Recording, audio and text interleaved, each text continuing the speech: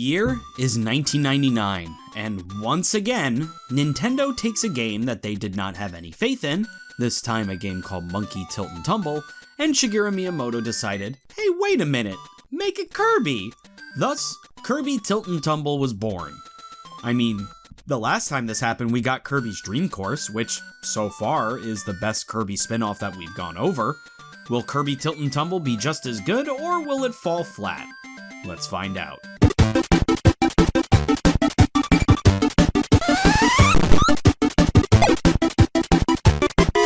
Kirby is hanging out somewhere one day and notices a Waddle Dee and King Dedede running away.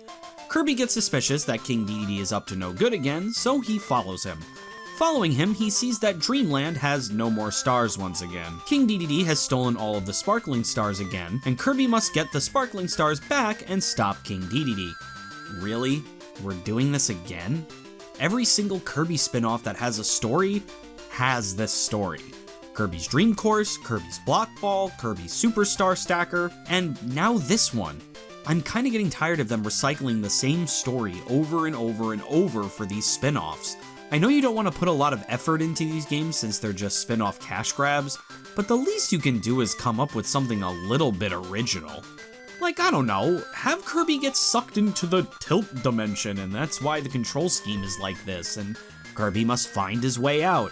I don't know, I know that's dumb, but at least it's better than recycling Dedede stealing sparkling stars for the 4th time. With all that in mind, Kirby Tilt and Tumble's story gets an F.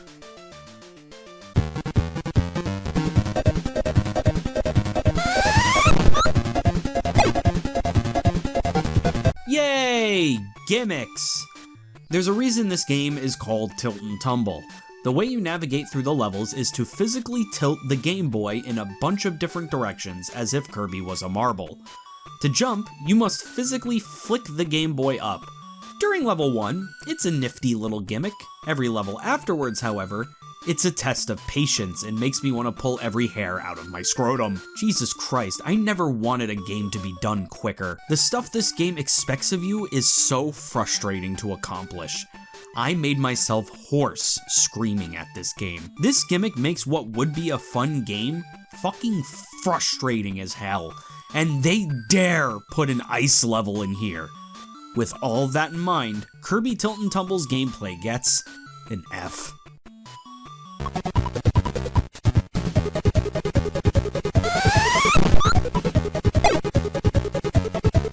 The graphics of this game are good. It is very colorful, everything is clear of what's ground and what's death, and Kirby's facial expressions between levels are a treat to see when I do see them.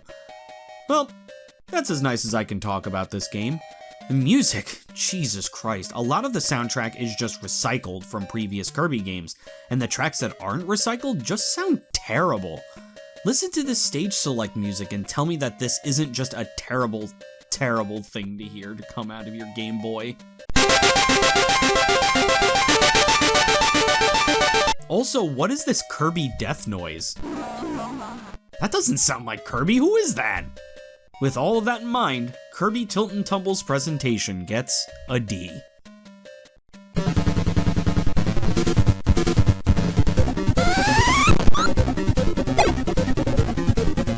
To complete Kirby Tilt and Tumble, you must get all 32 red sparkling stars in the game.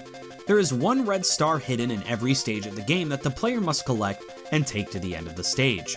The game is actually pretty forgiving about this. Once you collect the star, you have it unless you game over.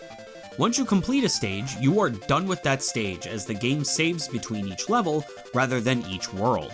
Once you get all the red stars in the normal mode, you must do it all over again in extra mode. Once you do that, you get a pink background on the title screen.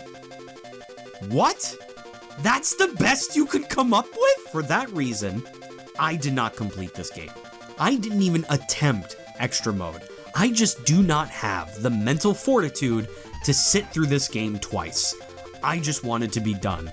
Do not complete this game.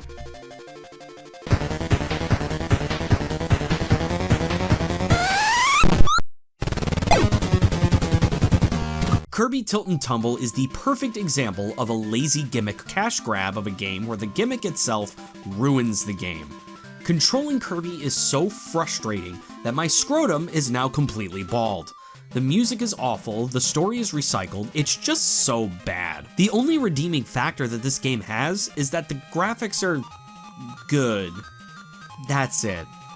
With a completion bonus that is literally barely noticeable and all of these other factors, I am confident in saying that this is one of the worst Kirby games to date. With all of that in mind, Kirby's Tilt and Tumble gets my overall rating of an F.